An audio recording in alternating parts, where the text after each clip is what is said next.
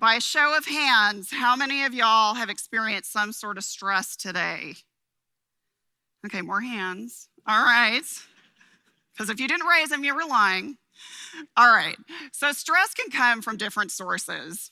A toxic work environment, relationship challenges, or just trying to juggle work, family, life. The thing is, stress isn't always a bad thing. It can be really motivating when we're trying to reach a deadline or complete a project, but stress is sneaky. And over time, you may develop subtle symptoms, such as a slight headache, an escalated heart rate, or forgetfulness.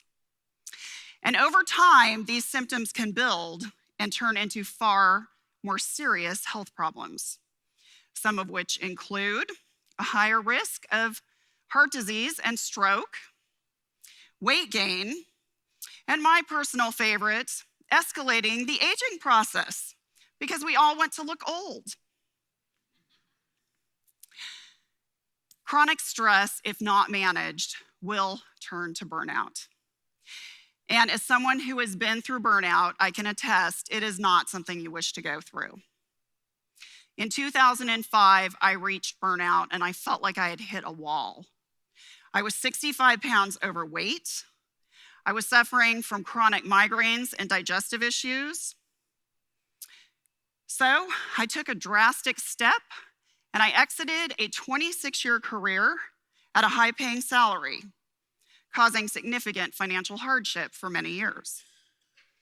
And that is what can often occur when we reach burnout. In a moment of desperation, we make a drastic decision that is not only painful, but can be very difficult to overcome.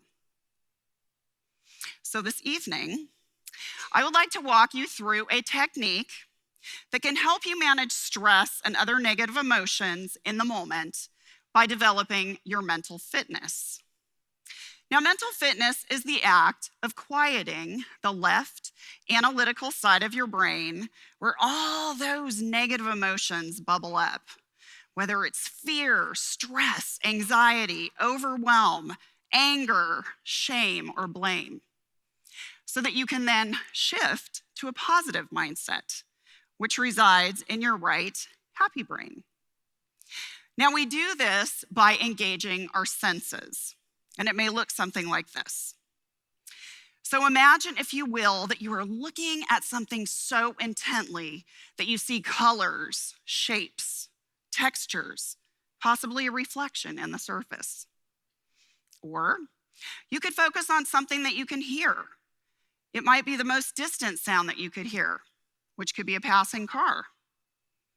Next, focus on the closest sound that you can hear, which most often is your breath. Now, you can also engage your sense of touch.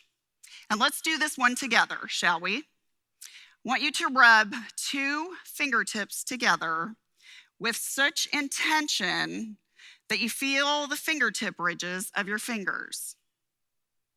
Notice if your fingertips are dry or are they smooth. What's the temperature of your fingertips?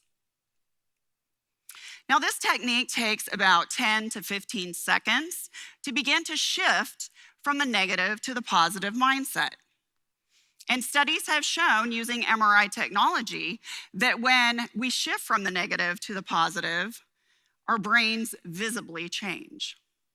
So I encourage you, the next time you feel hijacked by those negative emotions, whether it's fear, stress, overwhelm, anger, that you pause and you take a moment to engage your senses, where you can quiet those negative emotions, shift to a positive perspective, where you are better equipped to handle life's challenges, like a sound system.